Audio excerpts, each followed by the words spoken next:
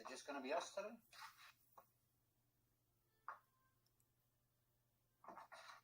Could be. All right. There's 7 people interested. Yeah, I was like, a bunch of people said they were interested. All right, so I can see it on my screen. It's got the thumbnail. I just tapped it. Can I watch it?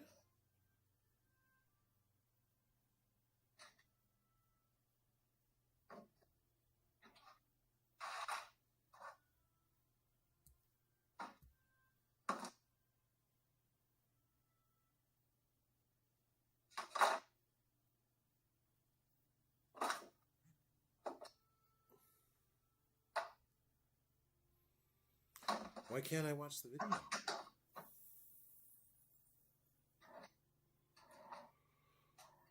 View channel.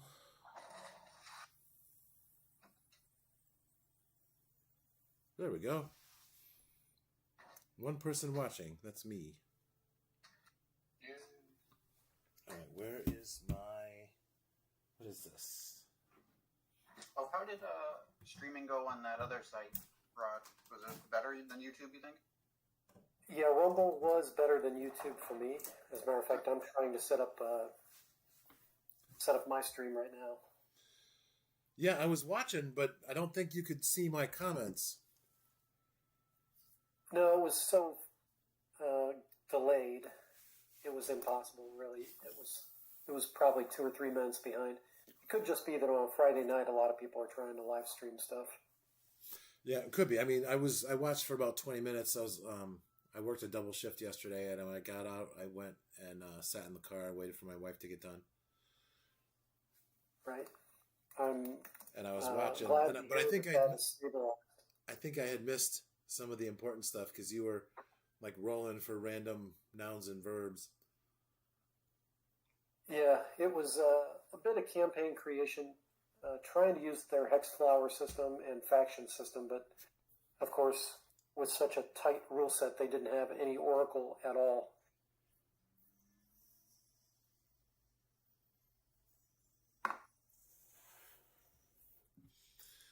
All right. Gaming. So the stream is working. I'm super excited. Hey, Jeff Russ. Hey, Jeff.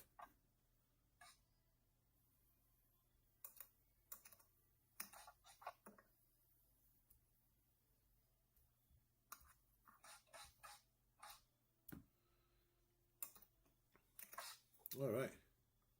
We have a watcher.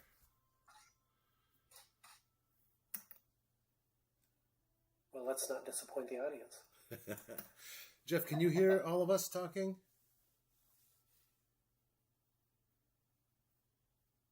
Was he watching the stream?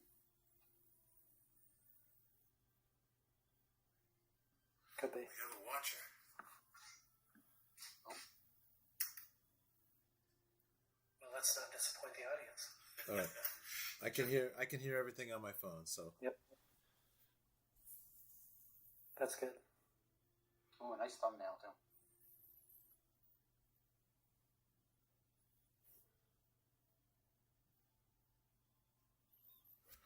All I'm right. curious what this actual delay is.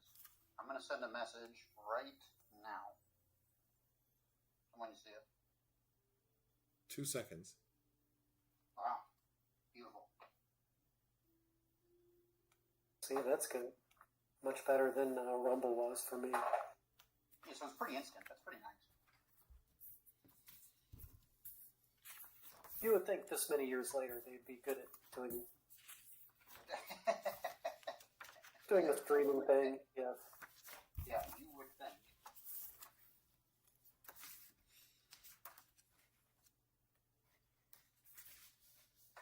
So, I printed this out at Staples, Borrowbound. Yeah. And the first time I went down there, they handed me a stack of single-side printed sheets that aren't binded at all together. And I was like, I think it's supposed to be bound together and double-sided. And the girl just looks at me and looks down at the paperwork and just walks away and makes this booklet and comes back and is like, don't tell anyone you have those other pages. I'm like, okay, I guess. So I have a bunch of very thick, high quality single page.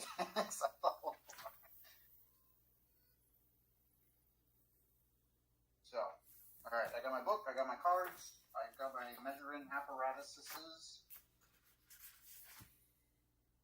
As long as you guys can hear me fine, because I'm kind of across the room from the microphone. But I can hear you great. I hear it great. Even when you were on the other side of the table spraying the water, I could hear the spray. Yeah, you could hear it. Okay, I can also use my sergeant voice if I need to, but I don't want to.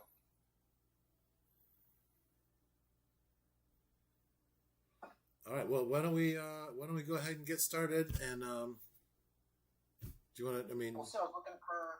Or do we? Have, I mean, it's only 10:03. I guess it's only 10:03. We can wait another minute, I guess.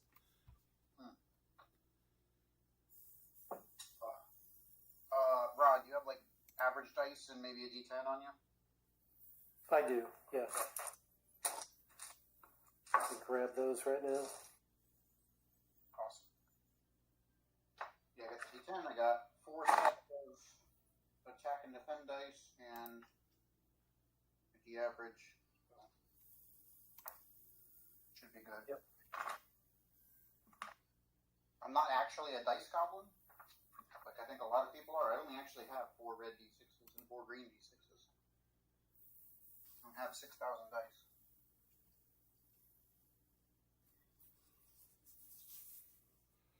Okay. So so I cannot, if I close my if I minimize my OBS screen, the Screen goes out. The picture goes away. Okay. Can I put anything in front of it? So I set the cards up. How do you see that? 1 and 1. So hopefully we don't forget a turn like we did last time. So it'll be like red attacks, then blue attacks, then red attacks, then blue attacks, then red attacks, then blue attacks. Nice. Because there was one time, right, last time we almost missed a turn, right? Because it was got a little lost in the sauce.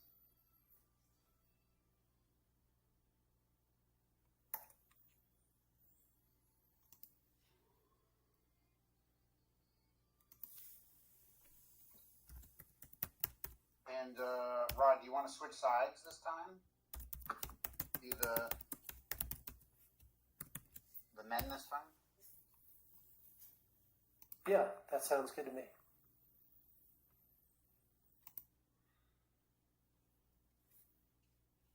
Last time, Hoot and I were talking about it a little last time. The last one was like a really good, like a surprisingly competitive game too, right? Like it was really close. I didn't expect it to be so actually dramatic and exciting. You know, the Book of Swords by Musashi says you have to try to cut your opponent with your sword.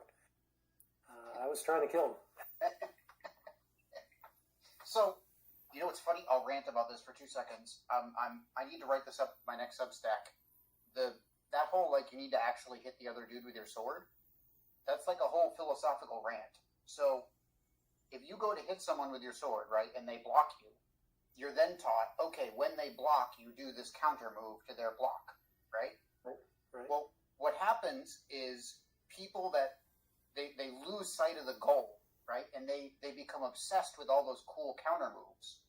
And what they do is they forget that you're supposed to stab the other guy, right? Meaning, if the other dude drops his sword, these people don't just hit them, they do a complicated counter move, even though they could have just hit them. See what I'm saying? It's like this weird mentality where they forget that you're supposed to be doing the direct thing to win at all times. Keep the main thing the main thing. Yes, and they get obsessed with these ancillary things, and they become the thing. Well, it could be a whole. This could become a whole sub discussion about same situation with pilots, right? They lose focus on the task if they're not. They get behind the airplane because they're not focused on the task they're trying to accomplish.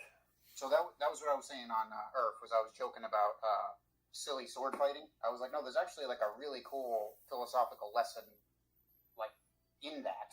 And saying something like you need to remember to actually hit the dude with your sword is actually an important thing, because people do forget to actually hit them with the sword. It's a weird. I don't know. Did I tell you guys about the Check Your Six game, which is it's a World War II. It's a prop plane air combat game. Ooh.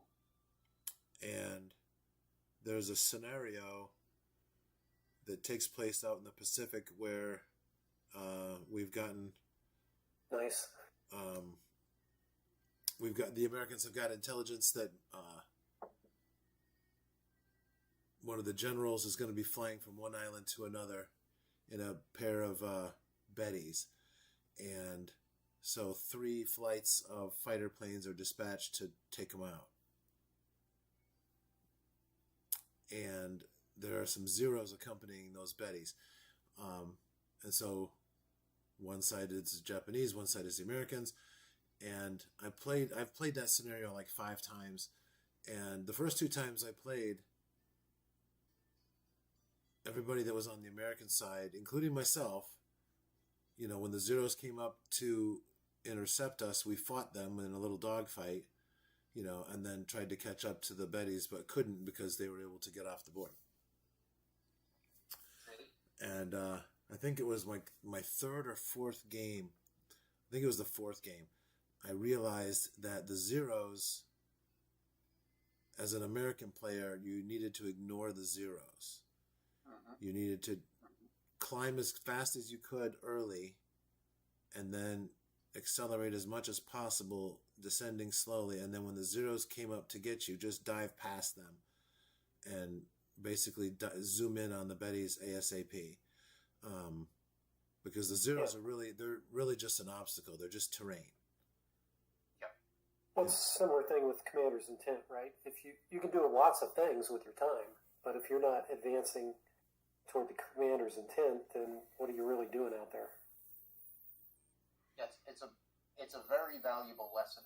The style of Kung Fu I started with runs on like axioms. There's just a bunch of axioms, and you just apply them to every situation. And it sounds silly to say stuff like, "Don't put yourself in a bad position," and know what you're actually trying to achieve. You're like, yeah, no shit. But then, I shouldn't swear. But people didn't hear those things, right? People forget. You should not put yourself in a bad position, and you should actually accomplish the goal. Like you lose it in the sauce. It's actually important. It is. Well, now that we've been demonetized, sorry. I was going to say, I'm going to drop these D10s and D-average dice. I got a picture of them. I'm going to drop them in the chat. Oh, yeah. Yeah, those are nice. They're very pretty. They're very, very pretty. Awesome. I think, Mr. Druid, you still have the blank ones, right? Those are the ones you use? Yeah, I just made my own. Actually, I have a D-average dice. I think I have 2 of them that are downstairs, but the ones I use up here are just blanks that I wrote on with a Sharpie. Yeah. I do need to get an acrylic pen. Or just get out my acrylic paints and paint them, because they do rub a little bit. I've heard those acrylic pens are pretty neat.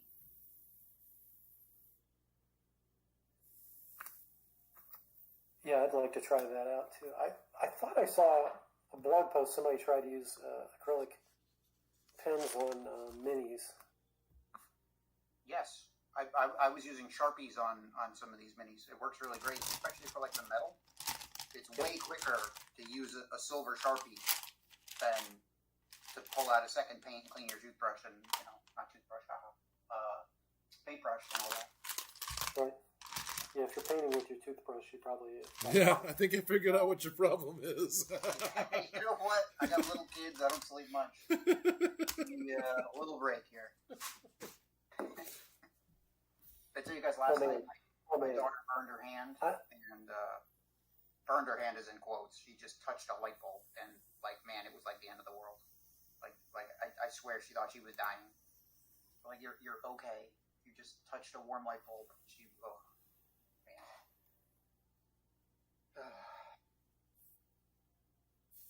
All right, well, I'm ready to go. You guys, I don't want to wait too long for these guys. Maybe give them 2 more minutes.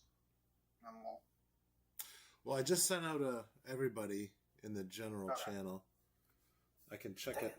I can check it on my phone here.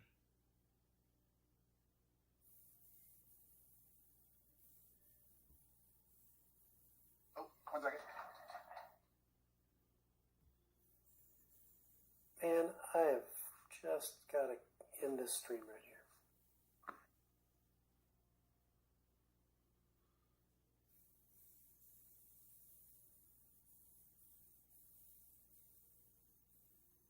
Speaking of that, one of my kids is crying. I'll be right back. Okay. All right.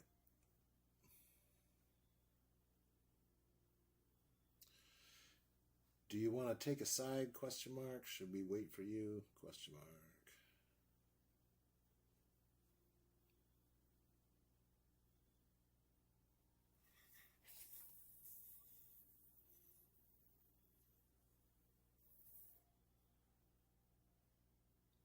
Who is that directed at, Stephen? Hoot. Hoot. Oh, yeah. He just posted that he was going to try to jump on in a bit, but I don't know if that means he's just going to show up in a half an hour or...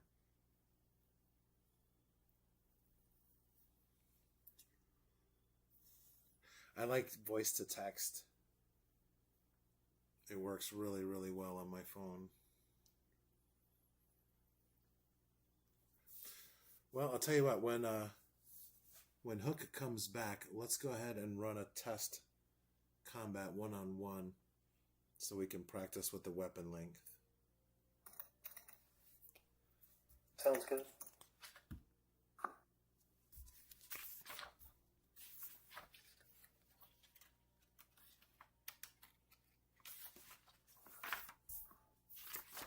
Oh, and did you see the alternative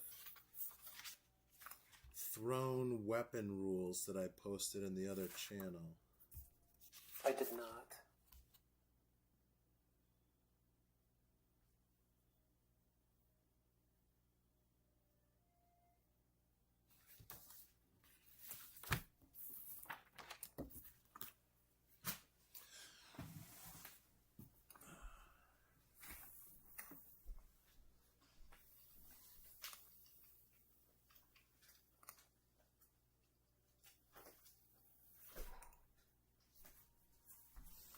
I'm like, why do these rules look weird? It was 1.12. There we go.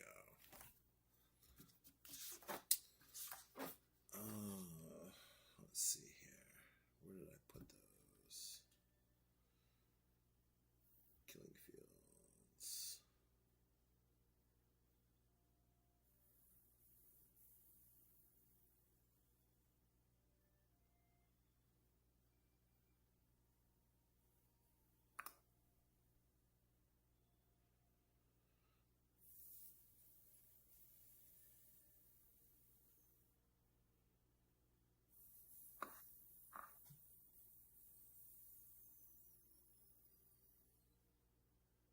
Hey, I think I got my stream working here.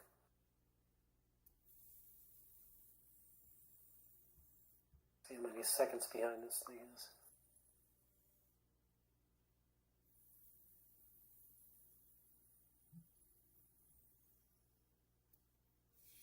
All right. Rod, in the Killing Fields channel, I dropped a link to the Okay. thrown weapon rules idea.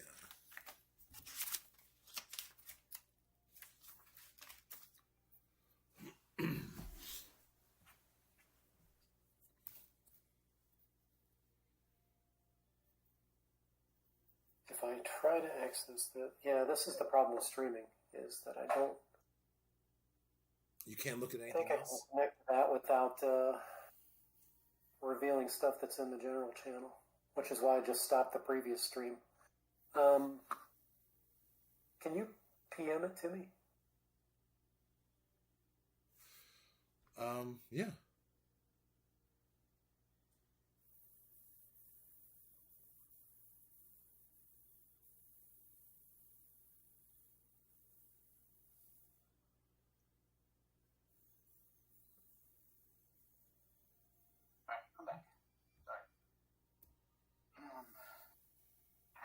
we going to wait for Mr. Hoot, or are we going to get going?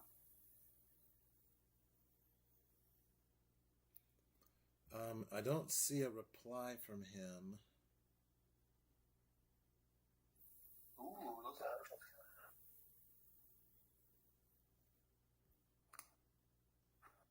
Weapons. In All general. those are 1 through 9. Well, here, points. look. Let's go ahead and let's do a test combat 1-on-1, with someone who has a short weapon, like a sword or an axe, and then someone who has a spear. Do you have any of the guys have spears? Where's my? Shoot! I need to get my roster. Yeah, if you need that, I'll grab some.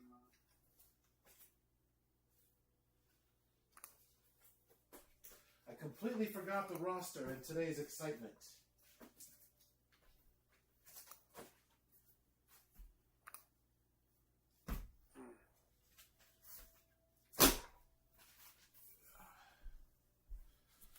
Okay.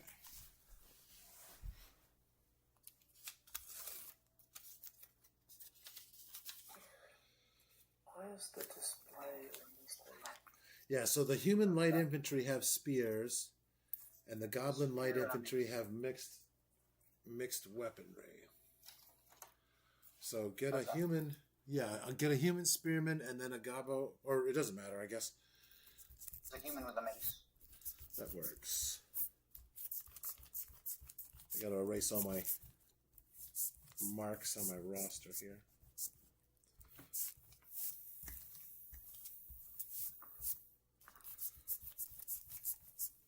So let's have the spear be red.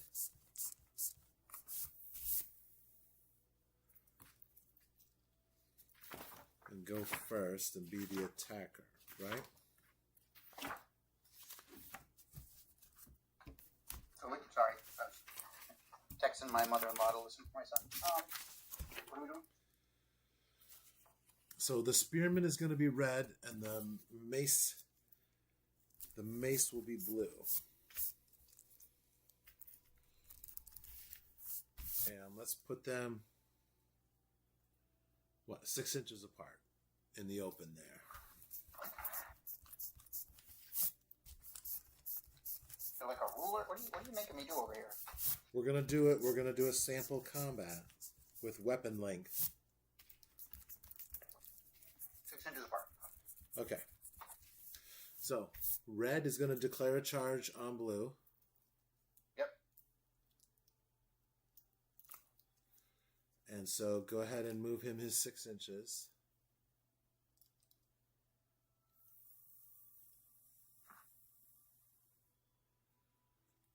He doesn't have a missile, so he can't fire. Yep. As a charge response.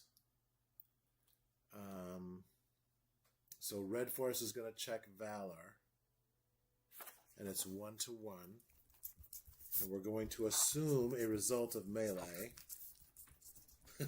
so we can make this happen. Yep.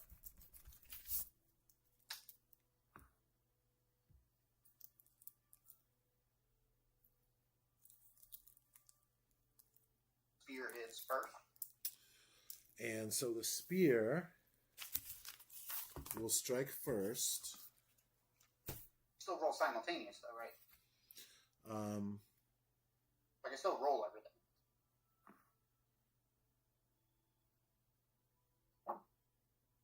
Well, I want to. Who strikes first? A figure with a longer weapon will strike before the figure with the shorter weapon in the initial round of melee. Length 3 attacks before length 1. So we have length 3 versus length 2.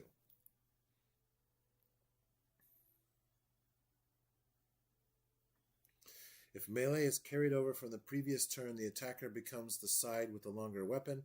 If the absolute difference is 1 or 2, if the difference is 3 plus, the shorter weapon attacks first. So a spearman, length 4, is charging a guy with a mace, which is length 2. So the spearman is might 1, and the mace infantryman is might 1. So it's 1-1. So go ahead and roll the dice. Yep. So the spearman got a 1 and a 4, and so he gets the kill, and then that's that, right? He gets a hit. Oh, he gets a hit. So go ahead and roll a D average for his vigor. So 3 damage. Okay. So the damage, his damage is applied first. Yep. But the other guy didn't hit anyway, right? Then this becomes complicated. Then if there were doubles or triples, that wouldn't happen until after that. Well, if there's a double, the defender gets to re-roll before any damage is applied. Oh, okay. All right. So I do roll all the dice at once. Right. You're going to roll all the dice at once. Now, so you got to... Can you tell me the colors and results again? Yeah, give me 1 second. We're like super quiet. I think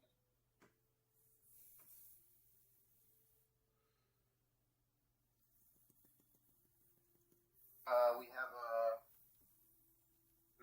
Let me just like hold them up. So the white and green were 1 and 4, and the red is 6. Okay.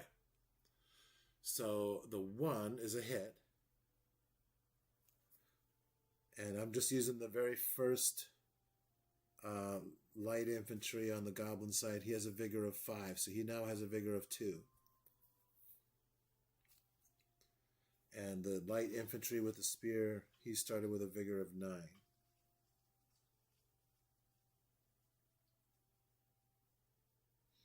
Now, if the red die were a 1, yep, we would then roll damage for him against the spearman. Yep. If the red die were a 4, then the goblin, the guy with the mace, the defender, could choose to re-roll before the 1 damage is applied. Yep. Does that make sense? Makes sense to me. Yeah, I think it's the easiest way is just roll all the dice first. Correct. And after you do all the doubles and triple shenanigans, the first person to do the hits. Right. You apply the hits. You apply the vigor damage from the longer weapon first. So if you had rolled a 5 for vigor damage, that would have killed the guy with the mace. And even if he had rolled a 1, he wouldn't get to do any damage to the guy with the spear. That makes sense to me. Okay, good.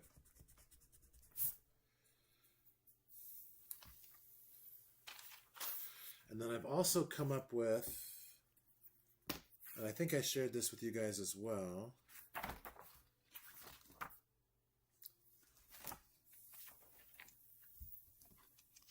We'll get started soon. If you guys don't mind.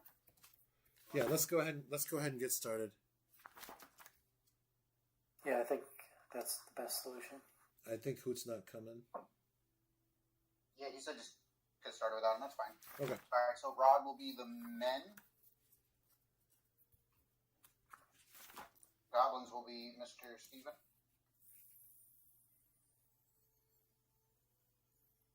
Oh no, you play the goblins. I'm gonna ref. Oh, you want me to do the goblins? Yeah. Oh, alrighty. Are you okay with that, Rod? Yeah, absolutely. Okay. Oh wait, let me get the other then. Oh, Well, that's why I wanted you to have your own dice, eh? Alright, you want to get started?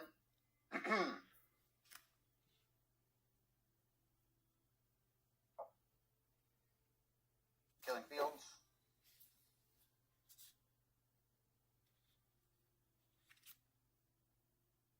All right. Love Welcome, everybody. The Killing Fields 1-to-1 scale skirmish rules by the Purple Druid, which is me. Welcome to the show. We've been rolling for a little while, chit-chatting, and I guess it's just going to be the three of us tonight for right now. Anybody else that is a member of the Discord, go ahead and log in if you want and join the chat. Otherwise, go ahead and make any comments you want down below. I do have my phone open so I can see the chat, and will do my best to respond because I'll be watching the screen and the rulebook and the chat. And for right now, Mr. Dragons Beyond is going to place the human army on the board. Yay me. Right. Which order of battle are we looking at here? Is this the game 2? Yep. So I don't know if you can see them on the video. Tried to. Not really, You no. can't really see it, but your window is within a few inches of the edge, 3 inches of the edge. So basically, give me Okay. kind of a left or right, where you want to put everybody. You just have a very Yep. small band on the very edge. So as a reminder, you have 6 light foot with spears, 6 Got it. medium foot with swords and shields, 3 light cavalry, 2 archers, 1 captain with pike and sword, and then your 3 chests to carry. Oh, yeah, okay. I got the same scenario as before. We're crossing the ford. Yep. Yeah, so, put the chests 1 to the extreme left. Yep. And 2 in the middle. And then as far as bearers, it's going to be the light guys. 2 on each. Yep, 2 on each.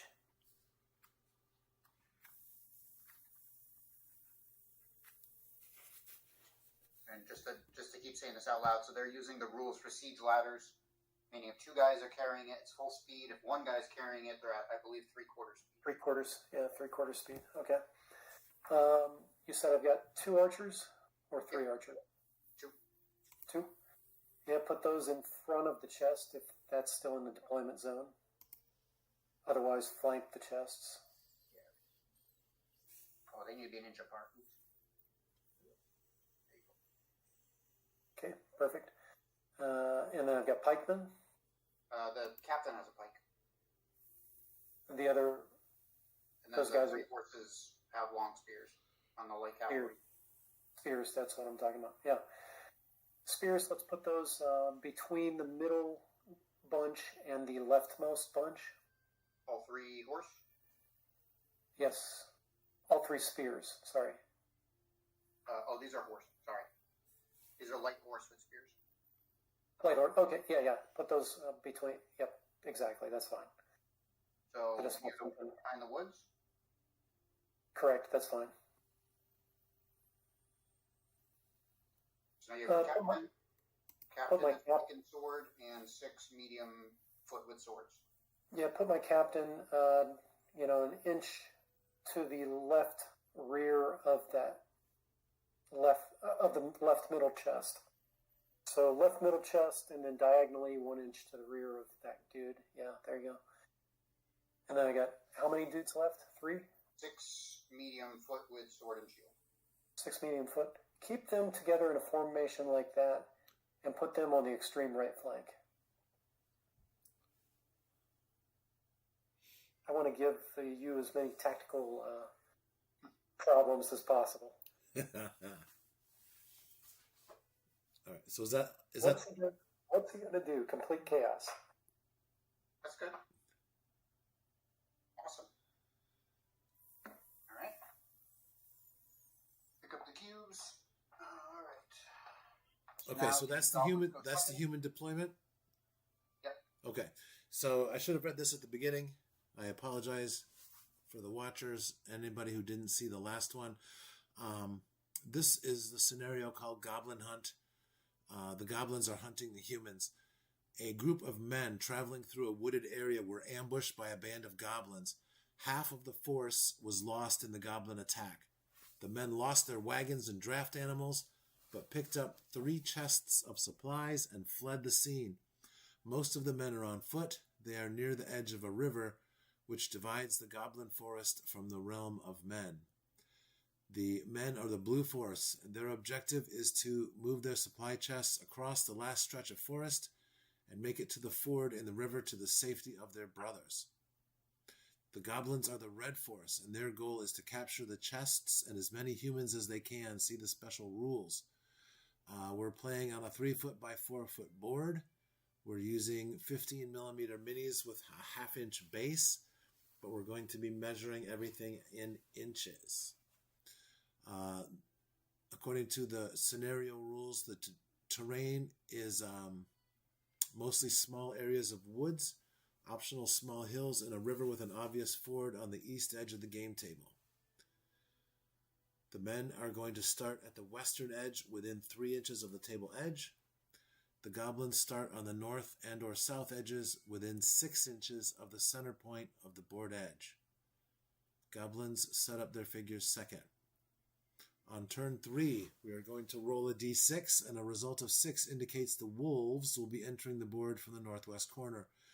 If the result is not a 6, roll again at the beginning of each succeeding turn and add 1 to the roll. And the special rules are that we're going to treat attacker destroyed and defender destroyed table results for the humans as attacker captured or defender captured, as the goblins are trying to capture as many humans as possible. So that is the scenario. For the human side, we have 2 light cavalry with spear veterans. We have 2 light infantry archers who are trained, 6 light infantry with spear, and 6 medium infantry with sword. And I believe the light infantry are going to be carrying the chests. The medium infantry are also veterans. The veterans have a 1-column valor shift when there is base-to-base contact.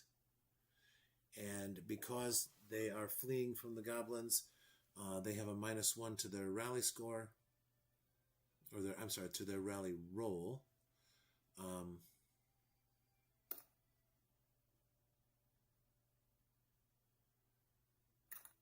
To their rally score. And that is not included. That is included with the things that are on the rally sheets I've got here. Okay. The goblins are led by a captain. They have 2 heavy infantry with pikes that are veterans. All the goblins are veterans, actually. There are 3 light infantry archers and 12 light infantry with short swords. And then there will be 4 giant wolves who will count as medium cavalry with swords that will be coming on the table later.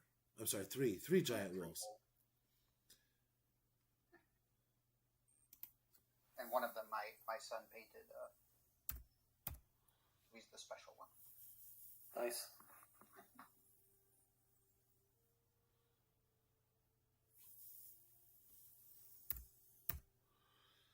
And so that is the scenario there.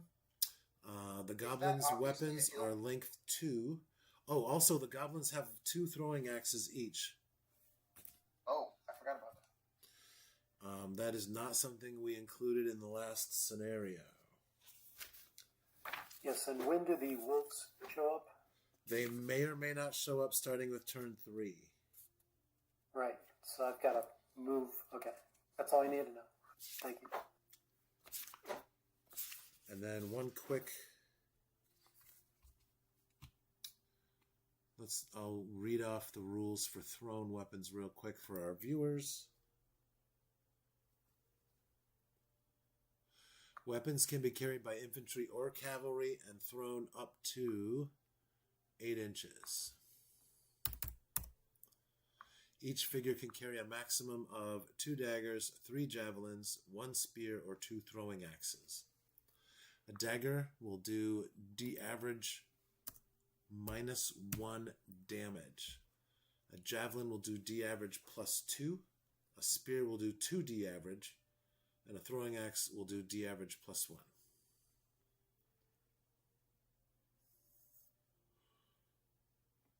Thrown weapons will hit on a 1 or a 2. So if a figure has a might of 1 and they throw a throwing axe, they'll get to roll 1 green die and 1 white die. And if they get a 1 or a 2, they will hit. There will be no red dice thrown, obviously.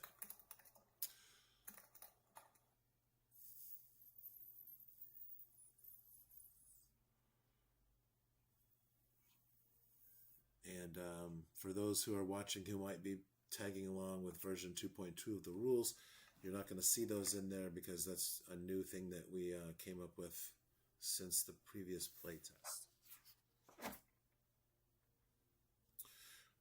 And all figures that are being charged are able to throw weapons as a charge response.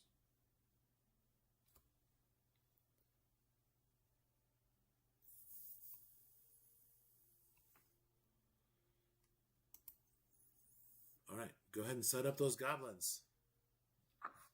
Awesome. So just one more point of counting, I guess. Yeah. Obviously, the green are forest. This one's on a hill. Hopefully that's visible in the camera. It's a little bit of a hill. Forest on the hill. And these are rough terrain, which in the Killing Fields there's this nice just blanket obstacle, quote unquote. Could be anything you want. So these are all obstacle, which means infantry lose 1 inch moving through them and cavalry move 2 inches moving through them. So very simple. And here's the ford. You guys got to get to the other side of it. Which is an obstacle as well. Oh, okay, that makes sense. See, that's very elegant. You don't need 30 rules for different, what marsh is this? Exactly. Yeah, it gets confusing. Keep the terrain simple. It's either difficult or not. Yeah, right. Yep. All right, I'm going to put the 2 pikes, the 2 heavy foot pikes over here. With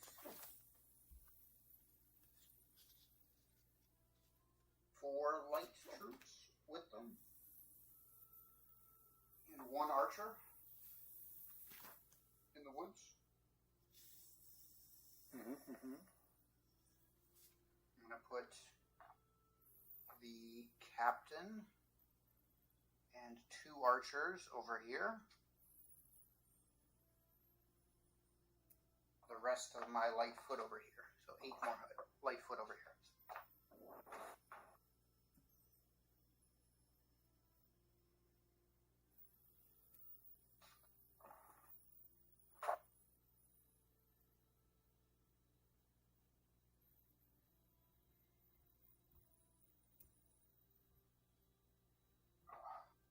Any other questions on the board or anything?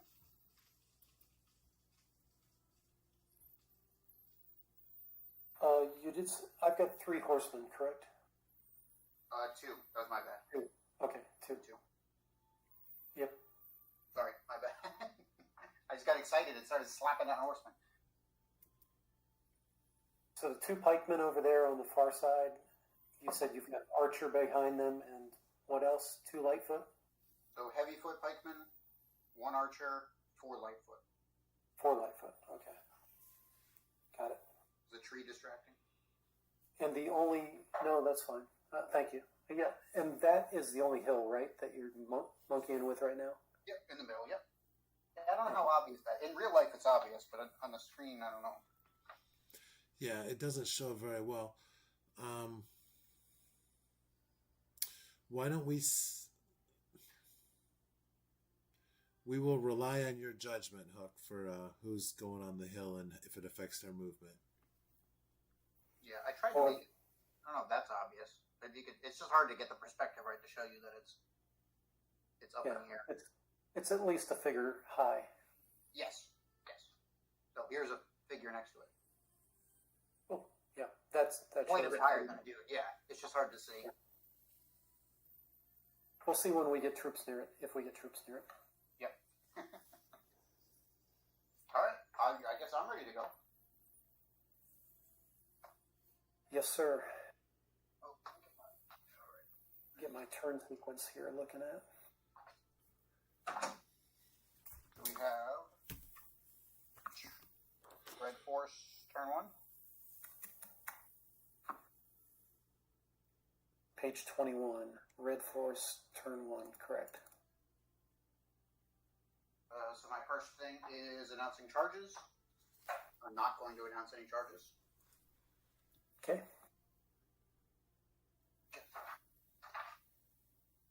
The rules up here.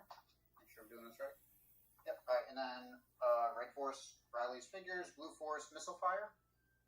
There were no charges to respond to, so no. And now missile. Forest blocks line of sight. Yes, I don't know if we said that. Yes. So Yeah, that missile fire, to be clear, that missile fire is only charge response missile fire. Oh, right. Oh, sorry. Yeah, I was skipping ahead then. Yes. And then the next meaningful step would be your missile fire. Yeah, Oh, it's trying my move first. to keep the viewers informed too, a little bit, Oh, sorry. as well as remind myself. Yes. Okay. Sorry. So Red Force. So you're not moving any Oh. figures, Hook? Is that correct? Oh, so I was confusing myself. So it's charges, move charges, response missile fire, and then regular move. Yes. So I'm at my regular move. All right. No, you're good. In the forest, it's -1 move. Oh no, it's just whatever their forest move is. Forest move for everybody is 4. Yep. So these guys are all going to move in the woods.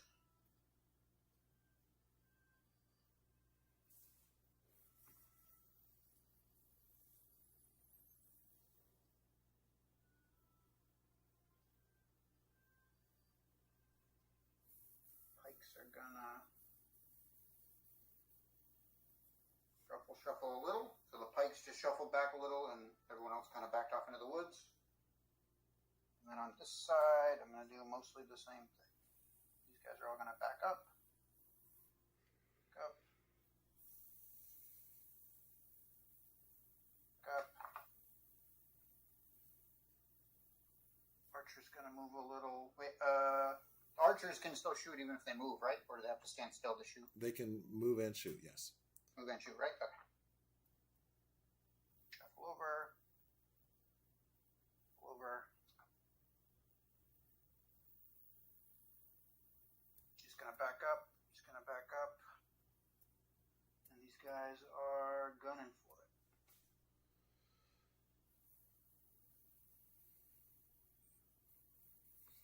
So my archers are in the middle here, just because I don't think you can necessarily tell exactly who's every. My archers are in the middle here, and archers over here. And all the And lights where'd are all around. Where'd your captain go? Where'd your captain go, Captain Hook? He's right here. Okay. He's on the bigger base. Okay. Right. Now I see. So you have 2 archers in the south and 1 archer in the north? Yep. Okay. Okay. Right. I think that's it for my move. All right. So now rally figures. There aren't any to be rallied. So Blue Force missile fire. So the only thing you got. Yeah. My range is.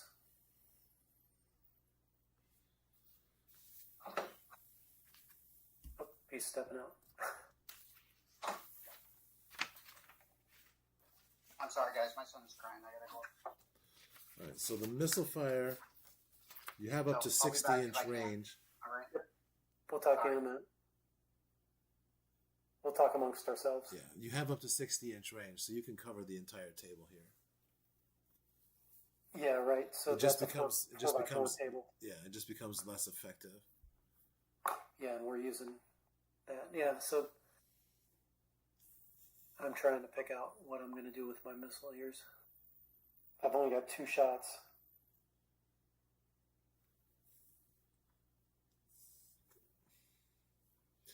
And it looks like most of them will probably be in the real close to 24 inch range band. So you'll probably want to focus fire so you can take someone out. Yeah, that's what I'm thinking.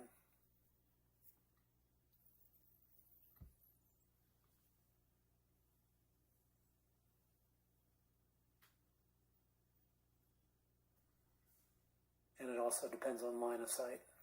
I think I've got a shot at his foremost pikeman. His foremost and middlemost pikeman is what I'm probably thinking. Yeah, I think so. Because it looks like there's clear line of sight. My preference would be to shoot at his archers, but they're in, one of them's in the trees, and the other two are extreme range and or blocked by line of sight. Yeah, well, the difficult terrain doesn't block line of sight, so keep that in mind. But the forest probably does. Yeah, the forest does. That's what I'm thinking. Those two trees sticking up there, that forest is probably blocking his two archers I'd like to shoot at.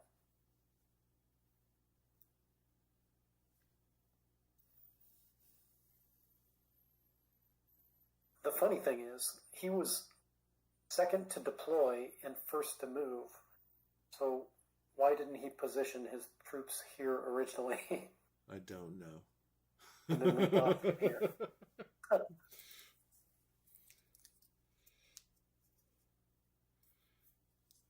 Somebody gonna I quote? think, Somebody gonna quote Sun Tzu for us? I can't come up with a relevant quote in this case. Oh, don't interrupt your enemy when he's in the middle of making an error. That was Napoleon, wasn't it? Widely attributed to him, I think.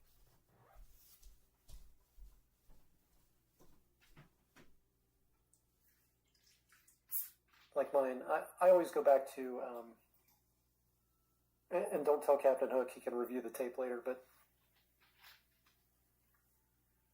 the Soviet doctrine was always to have some element of Maskirovka, deception built into every layer, tactical, operational, strategic.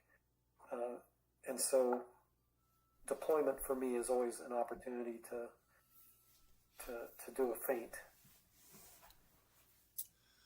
Right.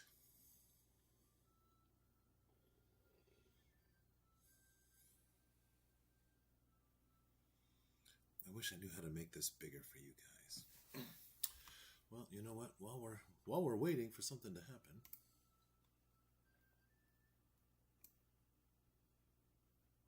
The board does look very pretty. I will compliment, especially the stream. It looks like he definitely laid on some gloss, acrylic.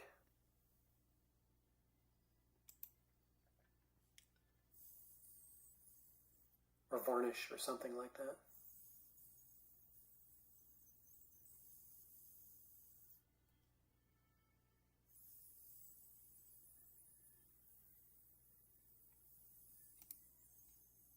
Let me check the chat. Maybe there's something going on in the chat.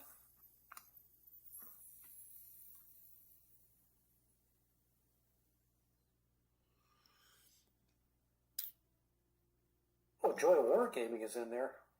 No way. Yeah. Huge fan. Long-time listener, first-time caller. All right. It says I can preview scaling. Am I allowed to scale? How do I scale?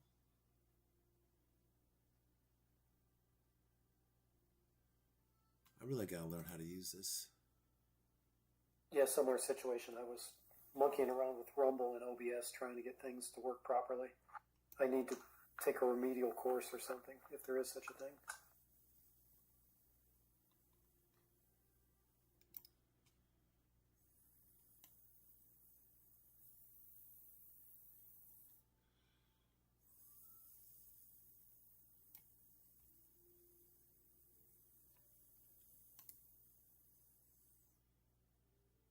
Well, the worst thing you can have in radio is dead air. That I think is it's true. the same Let's thing keep with talking. live Yeah, let's stream. keep talking. All right. So one of the things that we realized we weren't doing last game was using weapon link. So we will be using that tonight. And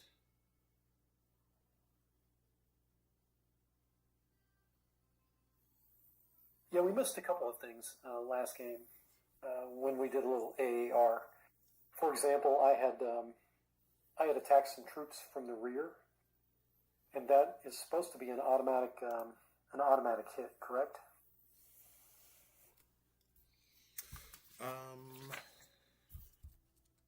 Yeah, they don't get to fight back. I don't believe. Well, let's double check that. Yeah, let's double check.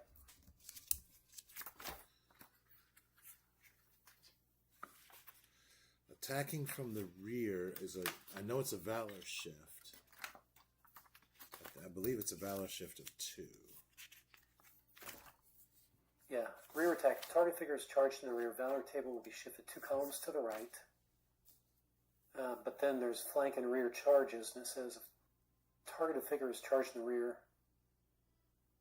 Rear attack by an infantry figure against another figure with a melee result on the valor table causes 2 extra casualties before beginning the melee combat sequence. Correct.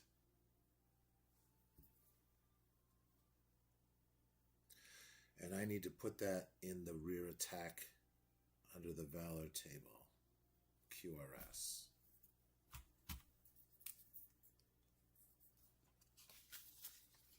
Yeah, I'm looking at the QRS in the last page. And it does not. It just mentions the shift, but it doesn't mention the extra casualties.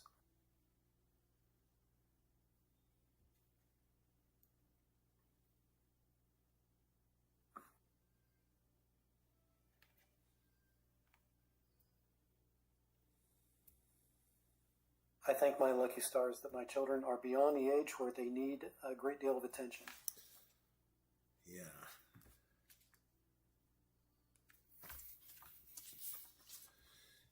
And unfortunately, it looks like Captain Hook's not going to come back. Yeah, this may wrap up prematurely. Yeah, he just sent me a text. All right, well, you know what? Let's make lemonade out of our lemons. Let's here. make What can we do? lemonade. Yeah, what oh man, I don't know if I can do this or not. What are you thinking? Switching the stream over to my phone, but I don't know if I can do that. What should we go over? Let's go over.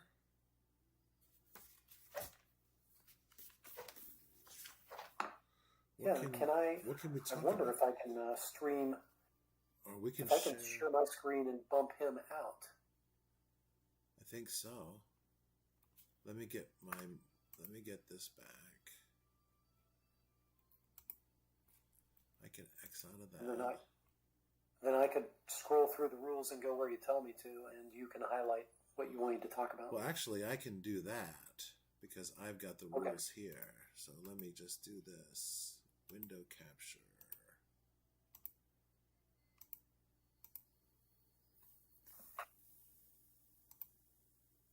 It's really a shame too because Captain Hook put in a lot of effort this week.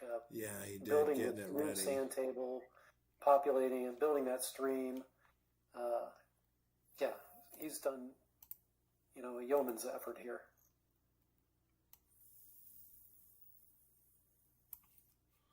All right, let me see if I can change. I think we have lost the image, but that's all right. We're still here. I just have to get my window to choose another thing. Display capture. Window capture. Yeah, I'm going to the live stream so I can see what's. Right now it's black. Yep, it's black, but you should within hopefully about 30 seconds you'll see the rule book here. Fantastic. We got to punch up our voices at this point. We got to make it really punchy if we're going to keep people's attention. That's to right. A rule walkthrough. All right, I'm going to blow this up. Make it a little bigger. There we go. Hey, I see something. All right, outstanding.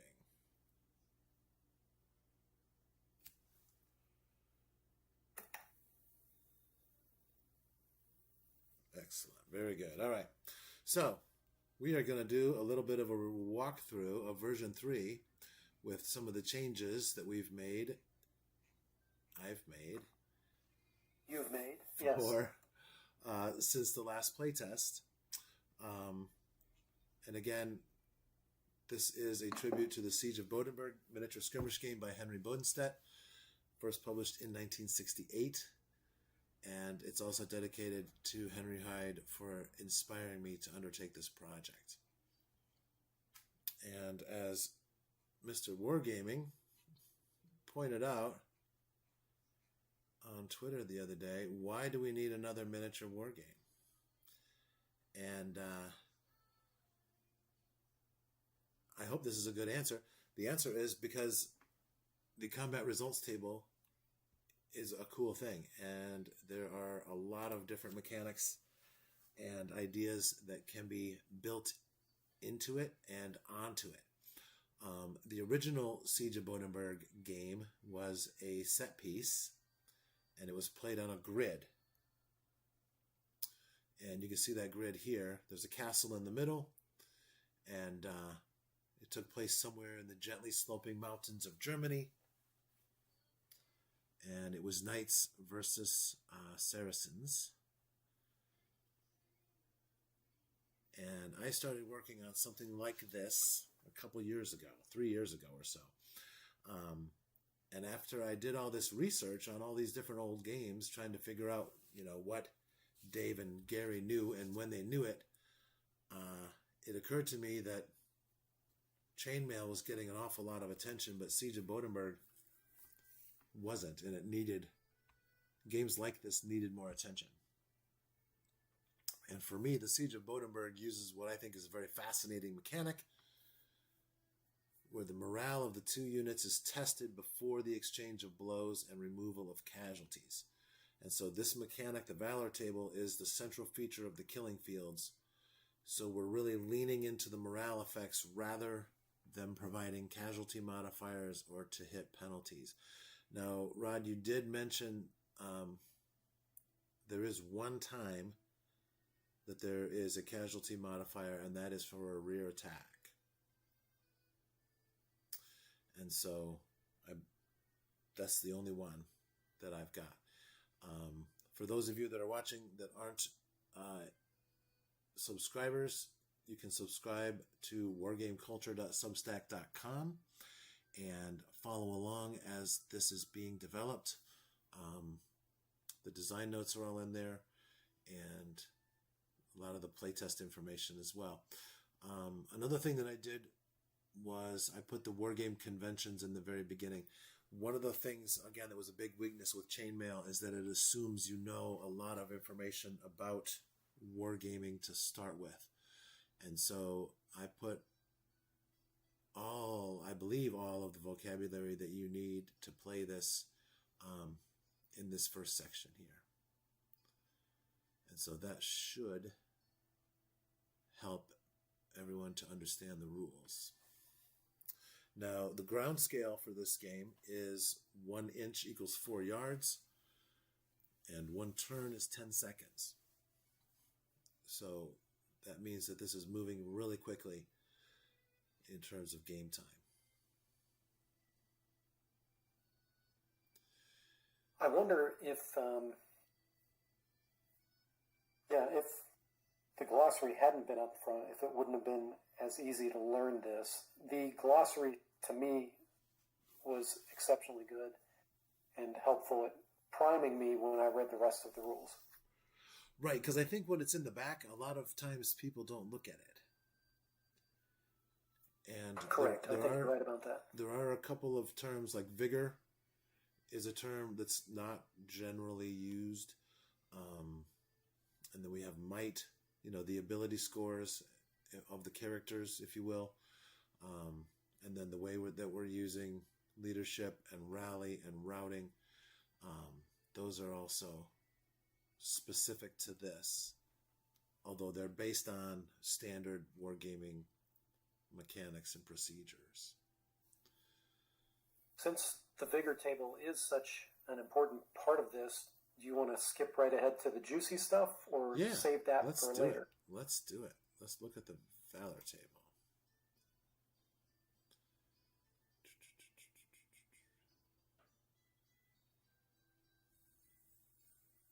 And while he's pulling that up, I noticed D-average is in the glossary. So D-average dice, I did find a source for those on Etsy. You can, of course, put money in Jeff Bezos' big machine and get some off of Amazon. However, I feel like supporting smaller creators is more worthwhile. Oh, absolutely. Absolutely. You can also buy blank dice. There are lots of places you can buy blank dice and make your own with a Sharpie or acrylic paints, acrylic markers. But right here we have the melee combat section. And the centerpiece of that is the Valor check. Step 4 of the turn sequence is to check the Valor of figures and units in base contact. Determine the odds of a potential melee by adding the might of all of the figures on each side. The attacker's total is divided by the defender's total and reduced to a ratio.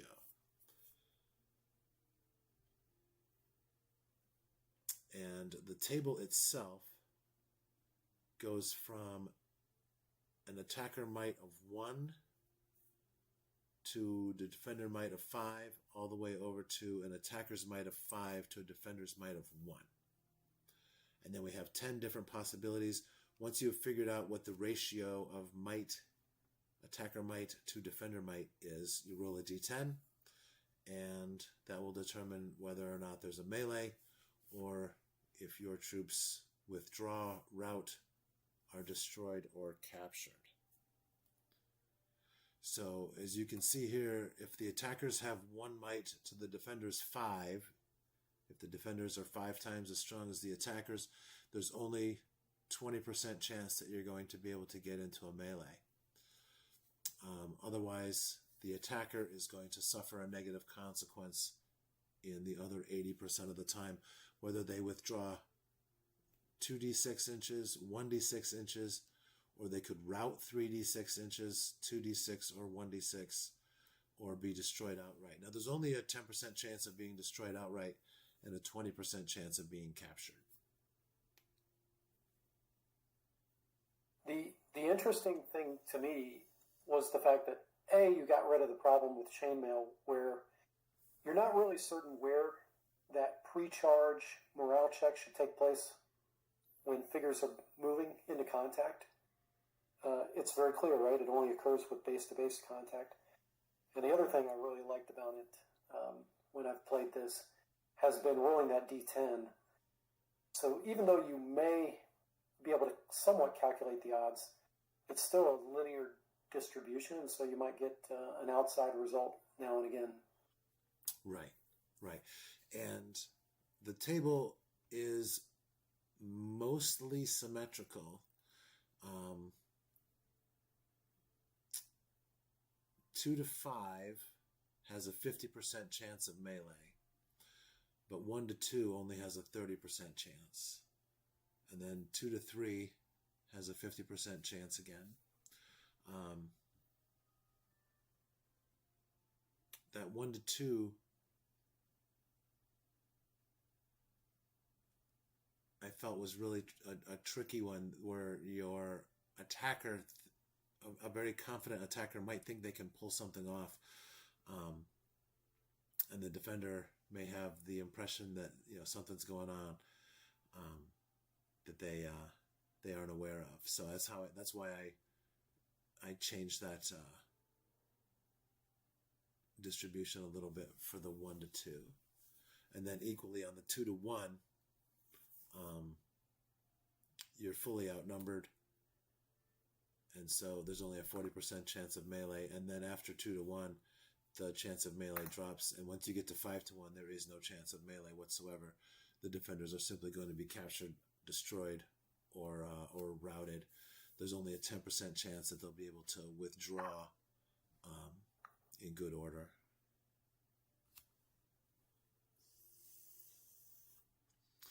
So, yeah, and I'm looking at the table, the morale table that was in the original Siege of Bodenberg, and you've definitely considerably expanded, because that was a D6 system, And it did go from 1 to 5 to 5 to 1, but there were, again, far fewer options for the results table. Right. Well, I added 2 columns, the 2 to 5 and the 2 to 3, and then the 3 to 2 and 5 to 2. Because in the first playtest I did with Captain Hook, we used these rules for our refight of the Battle of Blackmore Castle. And there were lots of situations where we were hitting that 2 to 5 or 3 to 2 ratio. And it was like, okay, which way do we go? So I'm like, you know what? I'm just gonna stick it in there and then expand the table. And also, I like the idea of having a few more choices. It makes it a little bit of a smoother curve in terms of whether someone is captured, destroyed, routed, or what have you.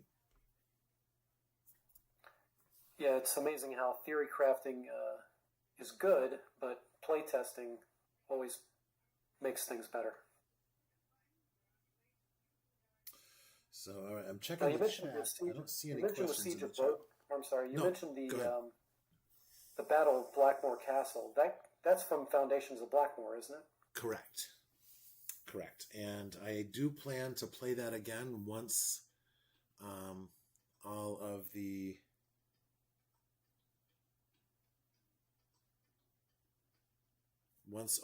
the changes and edits are done and this is ready to go and it's a real product. I'm actually going to put together a list of forces designed, statted for Killing Fields, and that's going to be one of the scenarios included in this, and I'll play that scenario again, hopefully in real life with someone. But otherwise, if I do it by myself, I'll do it by myself. That'll be fine. But now you're going to be at Carnage Con this year, right? Actually, no, I'm not. I was going to go, but due to the surgeries that my wife and I had to have this year, it's just not going to happen. Got it. Okay. And because it's October 26th, and we're literally only 5 weeks away now, and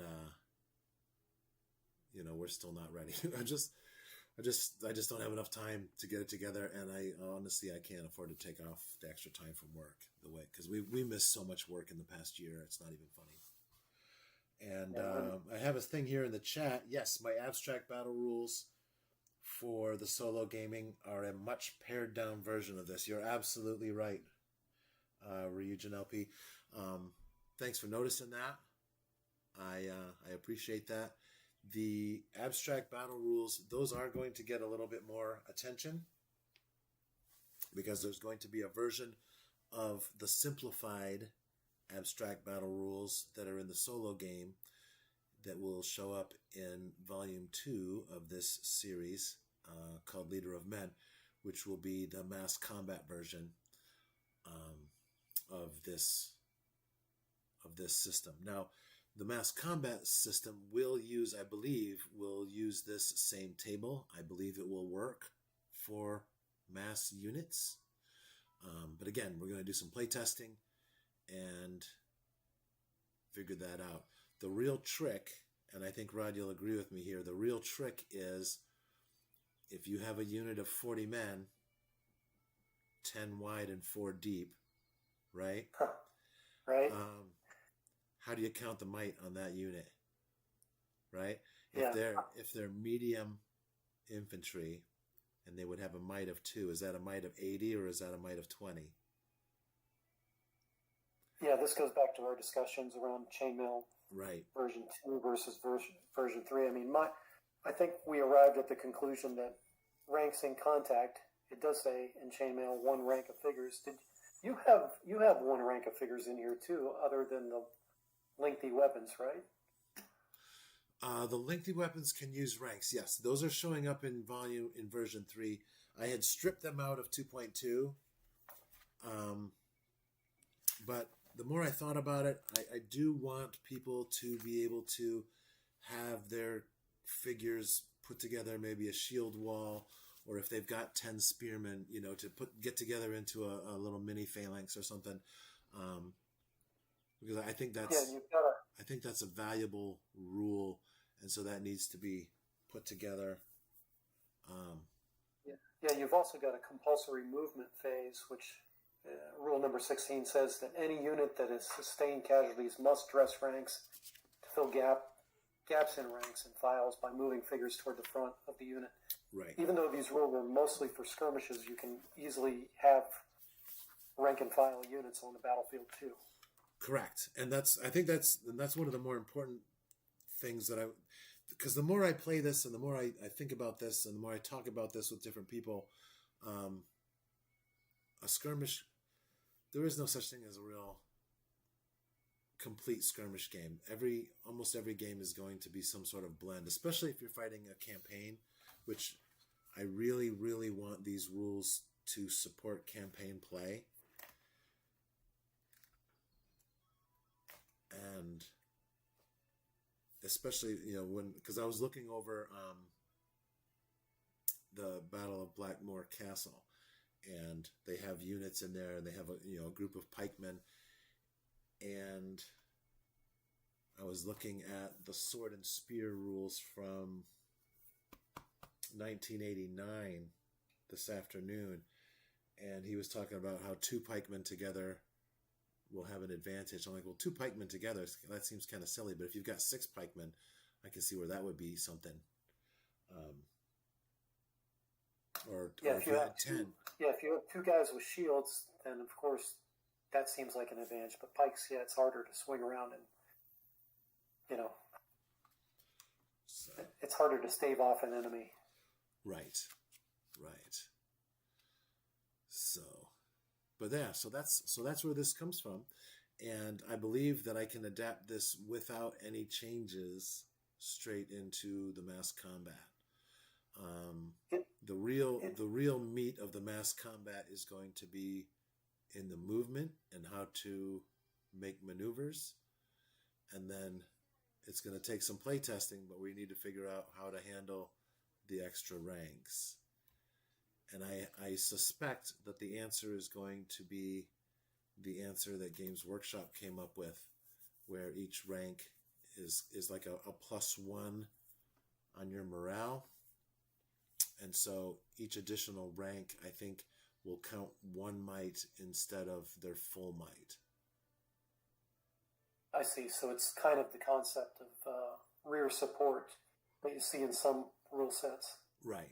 So if you had 40 medium infantry, they would have 20 might for the front row who are actually attacking, and then an additional 30 might behind them in support.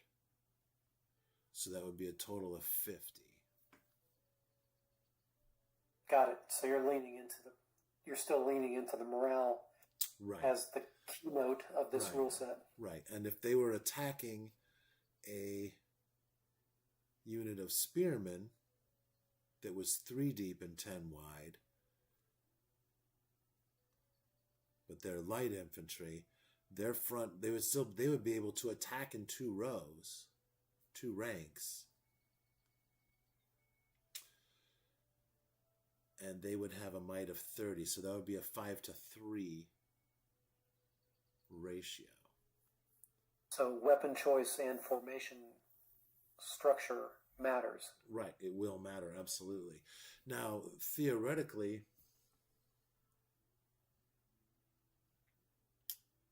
we'll have to roll that out. I mean, these are all things that need to get play tested so we can see what's going to happen. But I believe that is the solution. I suspect that is the solution. So I've got a question for you about the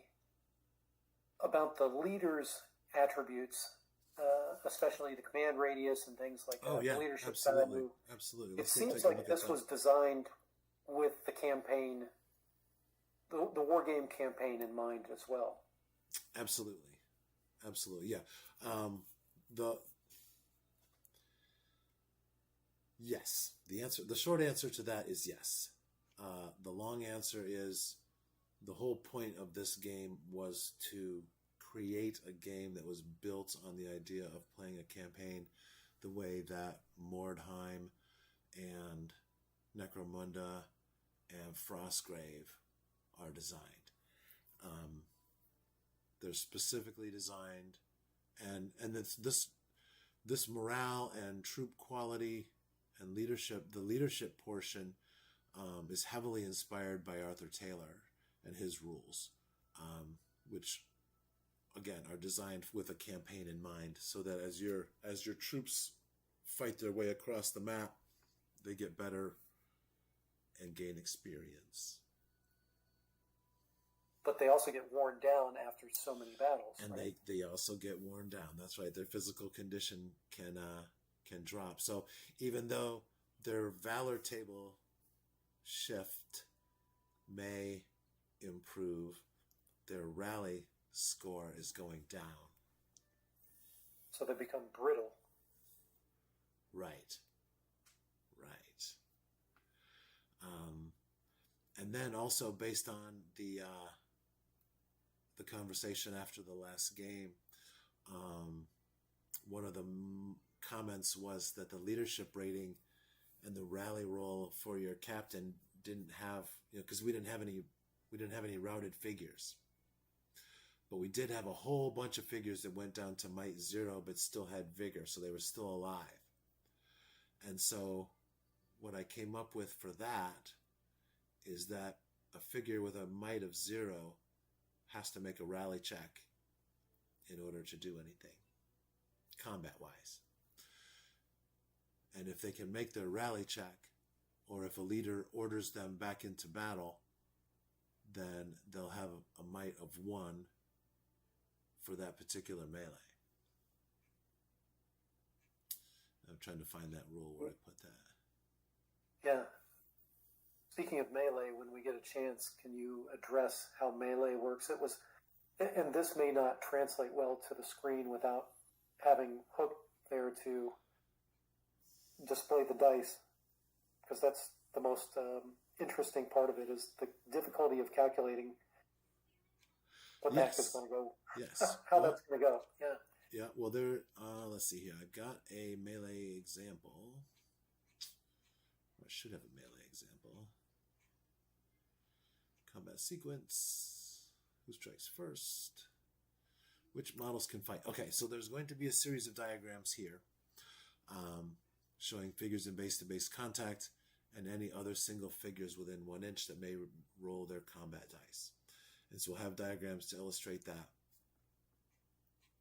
And then here we have a reinforcements example.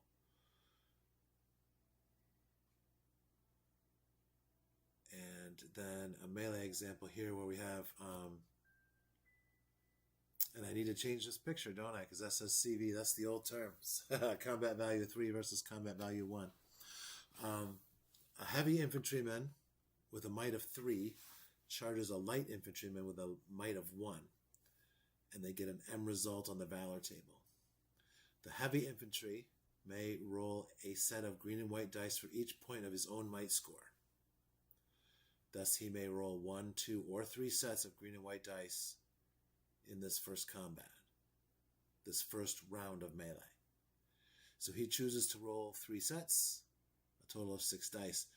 The defender may roll up to 3 dice, as the might of the attacker is 3.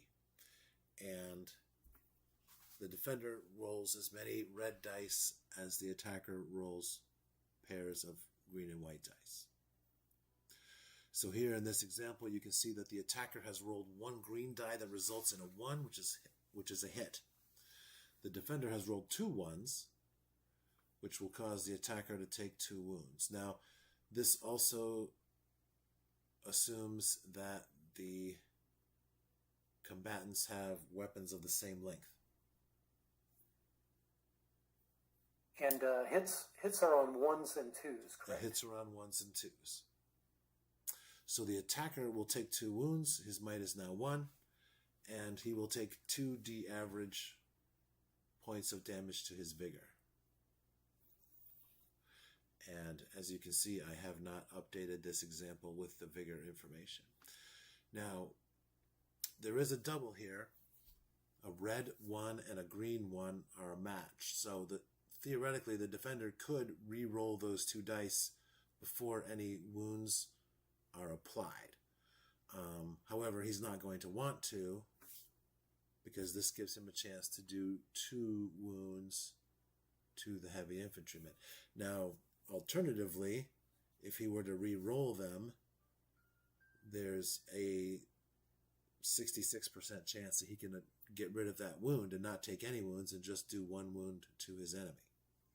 So, again, this is something you have to weigh, and this is one of those, tactical considerations that the multiple dice bring to the table. And I think this is what you were talking about last game. It is a lot of fun. Because you really, and the other nice part is, when it comes to melee, everybody's involved the whole time. There's no downtime for the defender while the attacker is rolling, handfuls of dice. Correct. So you're trying to weigh, as a player, what I found in the last game was, not only are you looking at the odds of getting a quote-unquote better result, the other question is, how damaged am I versus him? Can I take it if I get a bad result? And can he take it? Correct. Because in the second round of combat, the defender here with the might of 1 will become the attacker, and he can choose whether to withdraw or counterattack. And if his might goes to 0 under the new rules, he's going to have to make a rally check in order to fight. He may be forced to withdraw. So if he re-rolls that double and gets rid of that wound against him, then he can turn around and counterattack, and now this time he gets to roll 2 dice, and the heavy infantry only gets to roll 1. Yes, and a wound, it does not only damage to your might, which reduces your attack capability, but it also subtracts the average points from your vigor, correct? Correct. So theoretically, if you can have a heavy infantryman who has a might of 3, but he might only have 4 or 5 vigor points, so 1 wound could take him out. Or 1 hit. Do you feel that the players ought to know their vigor points on the roster, or should that be hidden information that the referee has? Oh, that's a good question. That's a very good question. And I'm hoping there's someone in chat who has an opinion on that.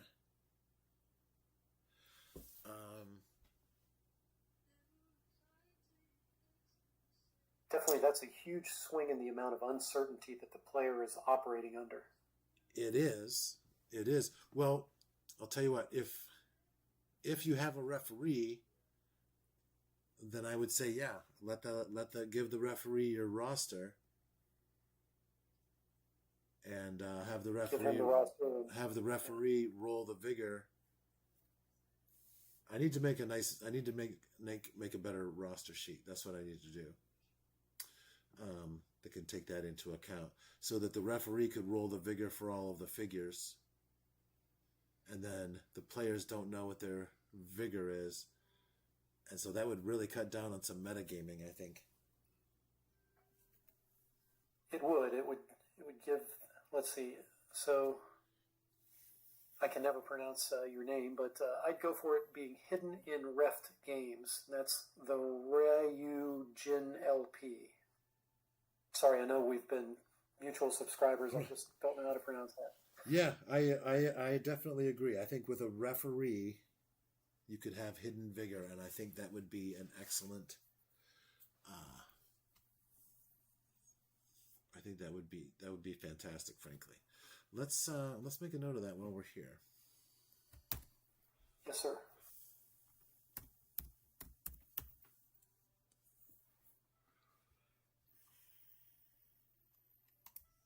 Let's see. So we've talked about melee. We've talked about the morale mechanic. we've talked a little bit about the leadership mechanics.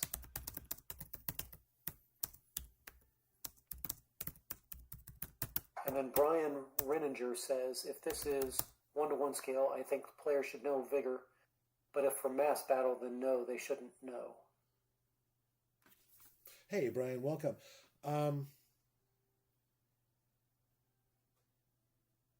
If it's 1-to-1 scale without a referee, obviously the players should know. But if it's 1-to-1 and you have a referee who could keep track of the vigor for the players, how do you feel about that? Well, he's responding. I'll just say, if you're a captain, so to speak, of a troop of men, and you're living and breathing with them on the campaign, you'll know who's stronger, who's weaker. So maybe it makes sense on the 1-to-1 scale if you use that as the rationalization.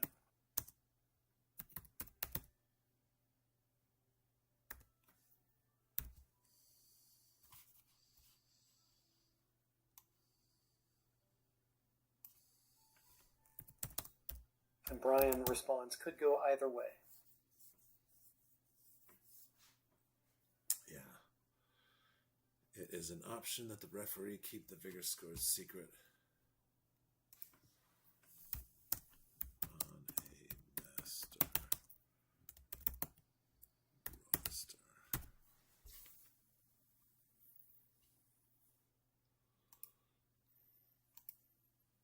I'd like to ask a question about terrain generation since we haven't done it yet during any of these playtests. Oh, sure. It says to use a regular pack of cards and then draw 9 cards, placing them on the table in order by grid section. We're looking at page 14, and generally it's only the face cards that seem to indicate terrain. So that means all the non-face cards would be just clear. Am I reading this right? Well, no, a spade is a hill, but if it's a face card, that hill is impassable. Oh, I see. Okay. And then if it's an ace, instead of a hill, it's a ruined tower. And then Now I'm tracking. Okay. if it's a heart, it'll be grassland. And if it's a court card, then it'll be grassland with a river or stream through it. And if it's an ace, the river will have a bridge there.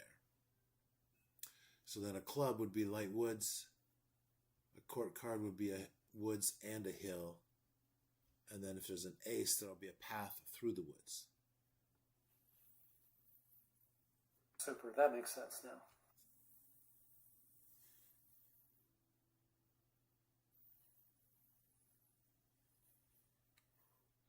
So I may need. Are there any other features of the rule set that we should highlight while we've still got people? I will add an example there. I can see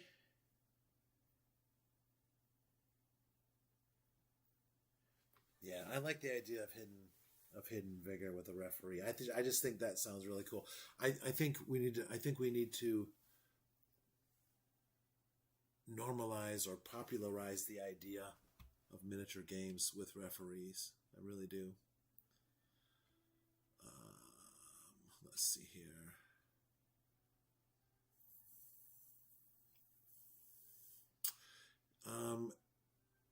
If anyone has read through the rules, it's in the chat. Do you have any comments about what might be missing?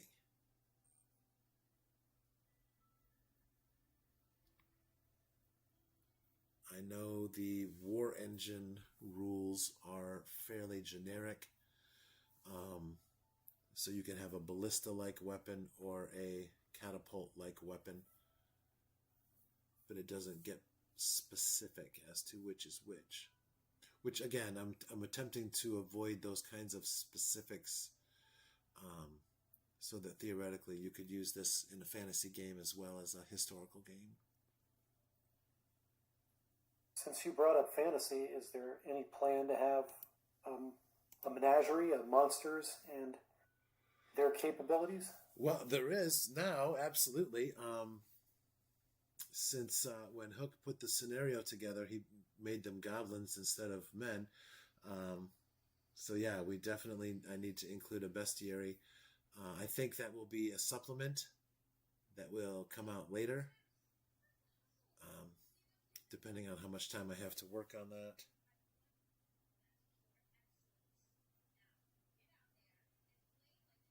But will it have Tharks in it? Tharks. Why not? Yeah, let's grab the Warfare of Barsoom and take a peek at what we've got there. We can certainly Nice. create a bestiary based on Appendix N. You heard it here, folks. Breaking news. There will be a bestiary. And so I'm adding that to my notebook right now. Appendix. It looks like that's going to be Appendix G.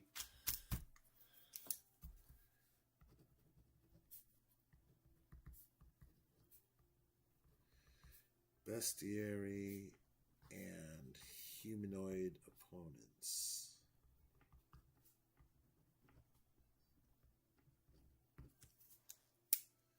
All right. So that'll be fun.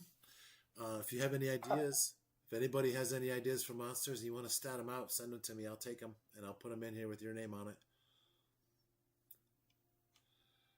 What else we got here? Let's talk about cavalry.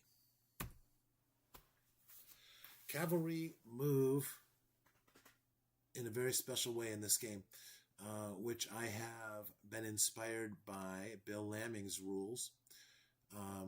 Cavalry move at a normal rate to begin with at 5 inches, and then they can move up to a canter, which is 9, 10, or 12 inches, depending on if you're heavy, medium, or light, respectively. And then in the third turn, you can move up to a gallop or charge velocity, which would be 15 inches for medium and heavy cavalry and 18 inches for light cavalry. And that is where, once you're galloping, that's where you can get that 2-column shift for the cavalry charge. Yeah, 2-column shift is huge.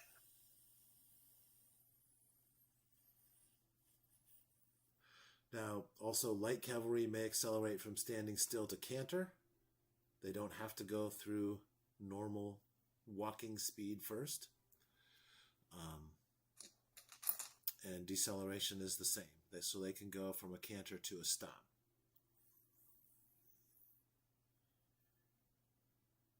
Light cavalry obviously are more maneuverable. They can change direction up to 90 degrees every 2 inches while moving at a canter. And so I think that will make cavalry a little bit more interesting. In games like Warhammer Fantasy Battle and Chainmail, they basically just double their move. And so their charge can be ridiculously long, from nowhere. Right? They can come out of nowhere. And so this way, if someone's going to charge, you don't just charge someone who's close by, because you got to get up to speed in order to get the full advantage. And so that's going to create some tactical, some serious tactical considerations for the player. Given the time scale of, 10 seconds per turn? Right, it's only 10 seconds. So that makes a lot more sense. Correct. And I was very, very purposeful in coming up with these numbers. I referenced all of the old wargame books that I could, from the old guys who were using, real life measurements and things like that to come up with the distances. So that's where these come from. I know in the game that we just laid on the table, I was looking forward to using my cavalry in an unexpected fashion, but we'll see what happens. we hopefully will get a chance to do that again. And perhaps I need to figure out a way to broadcast it myself and take on challengers live, as it were. Now that I know how this works, this is only the second time I've seen this happen. So the midnight chainmail procedure, I think I have a grasp of how it would work, technically speaking, with cameras and such. So I might be able to do this. Maybe you and I can play the Battle of Blackmoor Castle remote. That would be fun. We'll definitely put a marker out there on the calendar. And Brian puts here increasing damage. Yes, that is definitely something I've been thinking about, and I believe that I will be revisiting the amounts of damage that are done by various weapons. They'll all still be based on a D average with a plus or minus for heavy weapons and lances especially. All right, very good. Yeah, what I'll do is I will figure out how to broadcast the game and participate in the game at the same time. Because the way I think Hook is doing it is he's got a laptop set up and he's got a camera set up separately, which is what I've got going on now, because I'm watching the video and the chat on my phone and streaming the Discord from my laptop, or streaming the rule book now at this point. But all right, I will let you know, Ryujin, and invite you to it so we can have a battle. Let me know when you've read the rules. Let me know if you got any questions, and send me a DM on Twitter, and I will make sure that. Or are you in the Discord? Is he in the Discord? Are you subscribed to the? Taking a look.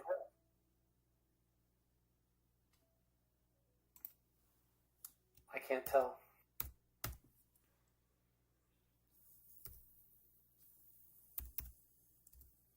I'm multitasking here, though. Yeah, I don't see him.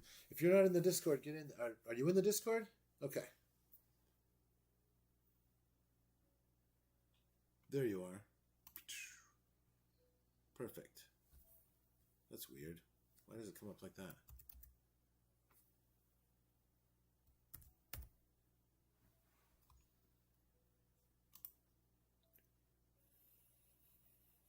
Aha, there you are. Okay. You got to change your username. Make it easier to find. There's more than one T in there.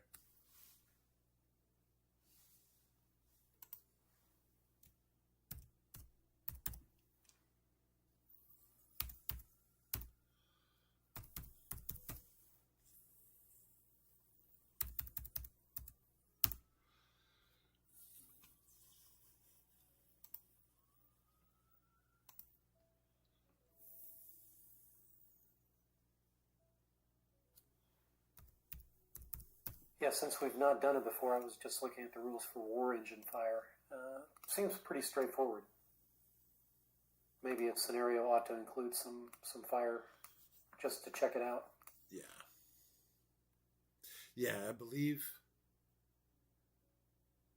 I've done some play testing myself with it, and it worked in an acceptable fashion. So yeah, we should definitely get a game where someone can try to break it.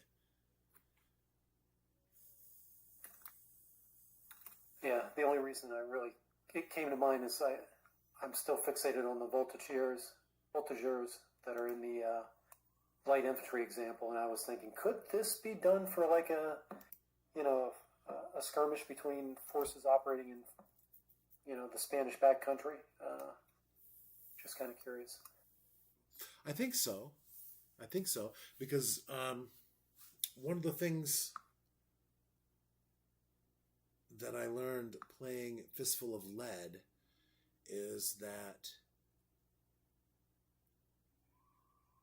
the way the rules work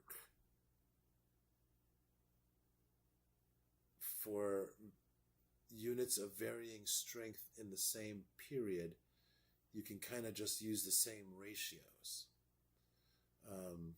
Things get iffy if you try to use, say, 10th century swordsman versus 13th century knights. You know what I mean? So that's when things are going to get tricky. And so I don't know of a system that could really accurately portray that type of game. Of course, I'm not even sure I'd want to play that kind of game, but that's another discussion altogether. Yeah, so that is still showing up. Anachronisms like that are really, the time machine scenario is really hard to get right with any rule set.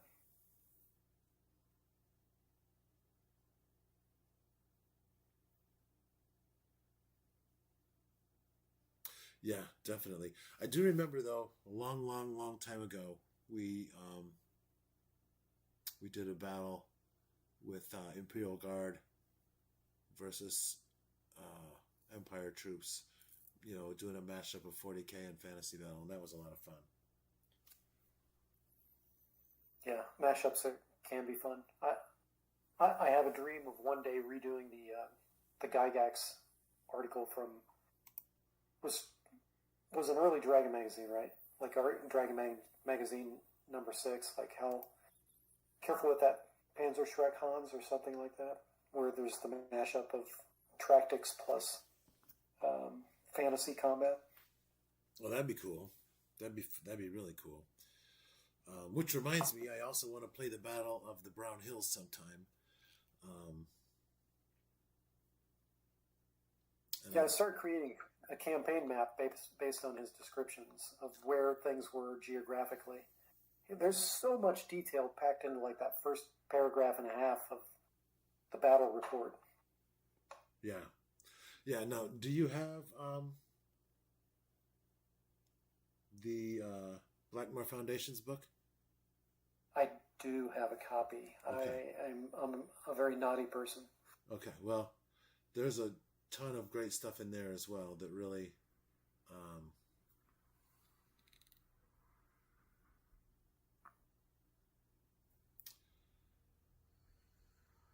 I get copies of everything eventually. There's a lot we can learn from that. That we can apply there to is so many, to games like this. Even if you just extract the scenarios. But the Battle of Blackmore Castle, that needs to be a scenario. And then the Battle of the Brown Hills too.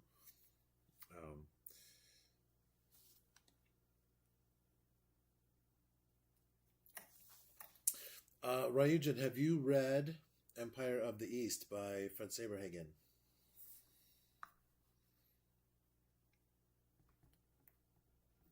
You're talking in the chat, correct? Right. I'm talking to Ryujin in the chat. Yep. Have you read that book or that trilogy?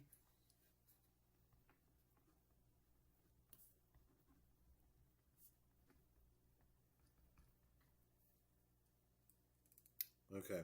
Yeah, that's spoiler alert for a 40-year-old book, 50-year-old book. There's a nuclear-powered tank in there that the post-apocalyptic dudes get their hands on so they can fight the bad guys. It's pretty fun.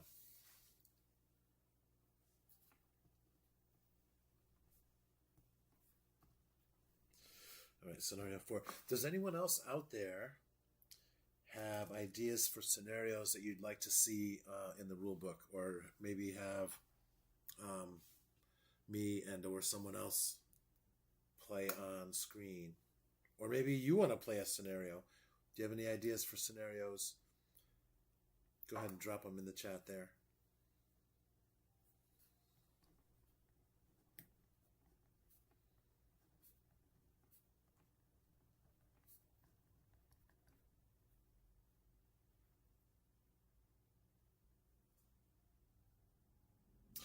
The title, yes, it is Empire of the East. You can get an omnibus edition that's called Empire of the East, and it includes the 3 novels. The Black Mountains is the first one. That's going to be kind of a struggle if you're not used to reading older fiction. The pacing is very different from modern fiction, and the grammar. But don't give up on it, because the second one is much better.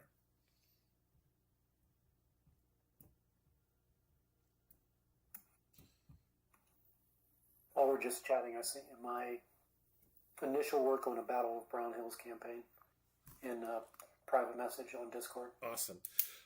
My favorite thing about the Battle of the Brown Hills is that it's Brown Hills, Brown Stone, Braunstein.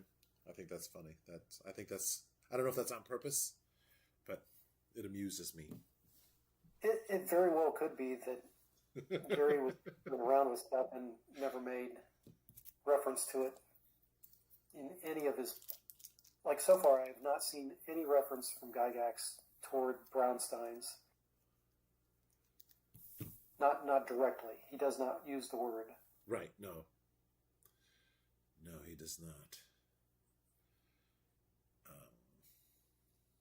Schwarzstein.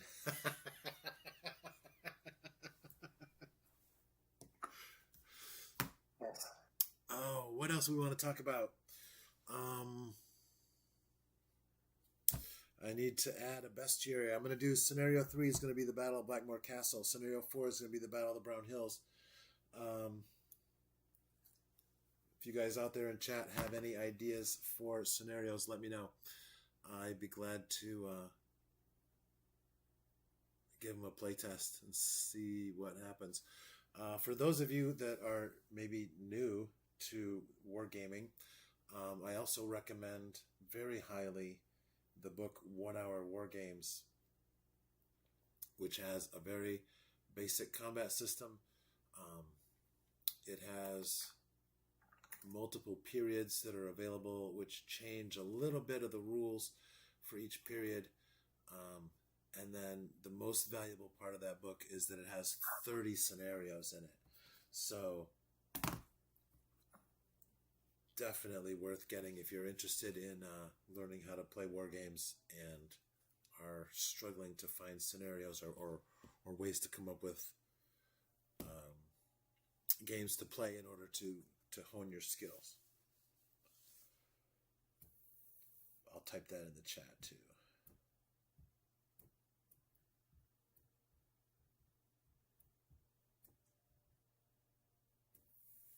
Rescue scenario, escort scenario, nothing specific, is what Tolmicus says.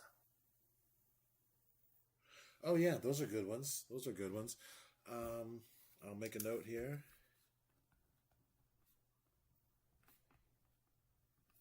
Yeah, I mean, if you're not rescuing a damsel in distress, fair maiden, Are you even wargaming? are you even wargaming, right? Are you even wargaming, bro?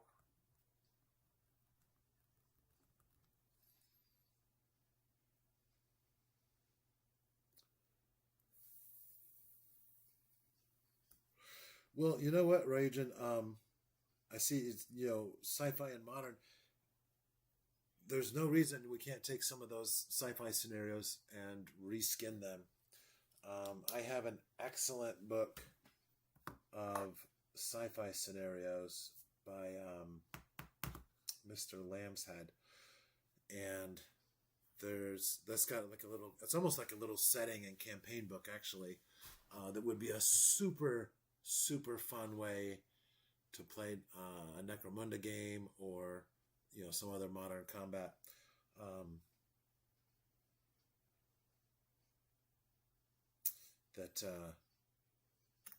And all of those could easily be reskinned for historical and or fantasy. Defending a fort, holding action scenario. Yeah, that's a good one. I like that one. because you could have a small force against a larger force, and you could use some units. In fact, something like Stamford Bridge comes to mind. Defending a ford.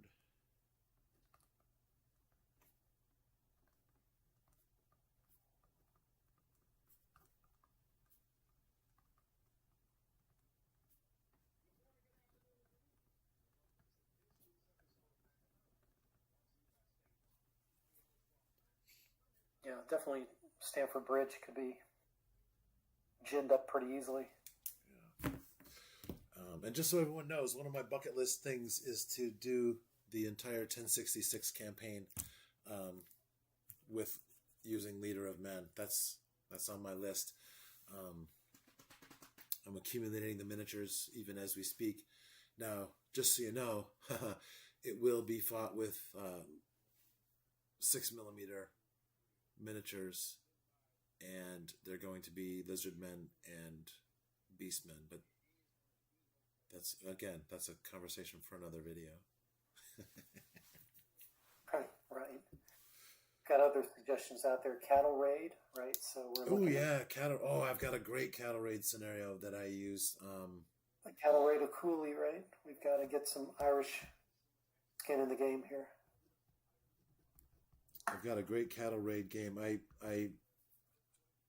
like to run Fistful of Lead at cons because Fistful of Lead is a very easy game, even for people that have never played any kind of war game. And I've got a super fun cattle raid game that I play with that. So yeah, I can reskin that for a full fantasy or full historical. And attacking a supply baggage train. Yeah, that's a good one too. Those pesky French at Agincourt. Baggage train. Great train robbery. Great train robbery. Oh, the Great Train Robbery. Yeah, I like it. All right, those are great ideas for scenarios. And those are also fun ideas for videos. That would be a fun live stream.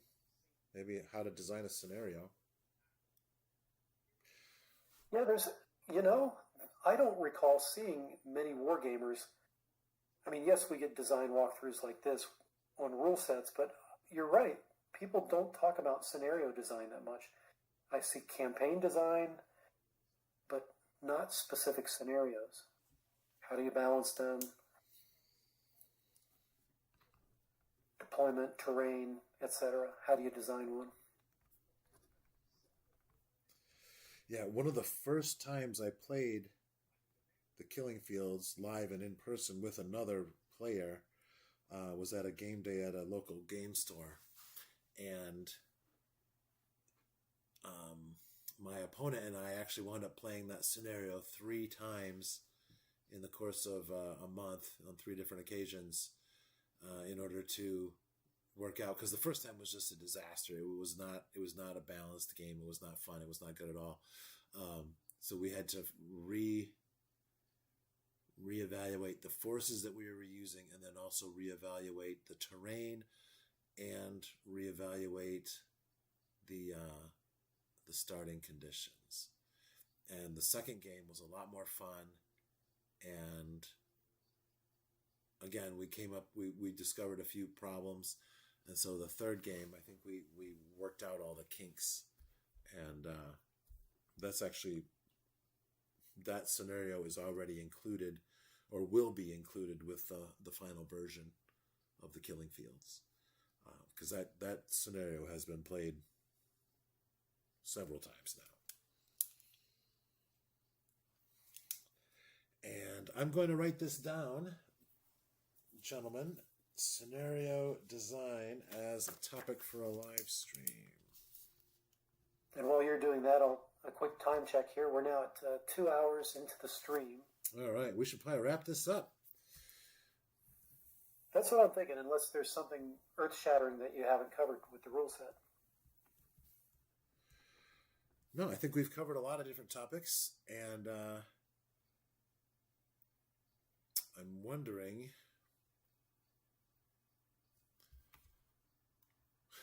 wonder. I wonder if there's a way to edit this and make it into two different things. But that's another, again, that's just chatting.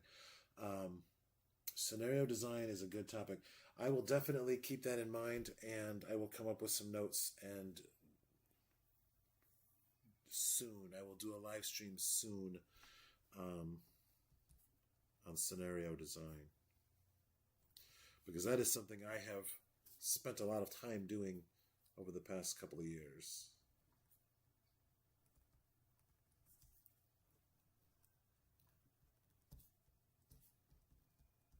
Good stuff. I would say that this impromptu All right. talk show has turned out well.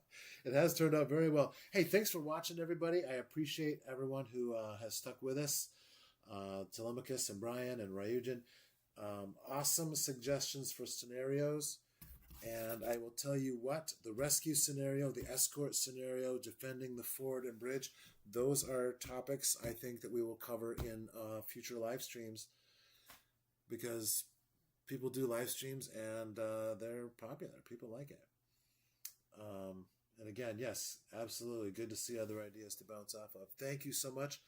And for those of you who are still here, if you're not a subscriber to wargameculture.substack.com, paid and free subscribers get a link to join the Discord and come on in and talk about wargames with us. It's a lot of fun, and we also do some play-by-post games and other stuff. So if you want to find out more about this, go ahead and subscribe. Thanks for watching. Thanks, Rod, for your time tonight also. I'm really sorry we couldn't actually get to play the game, but we'll figure something out and try it again soon.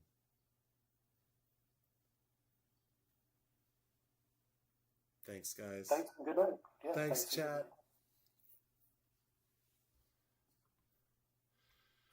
All right, Rod, I am going to shut this down.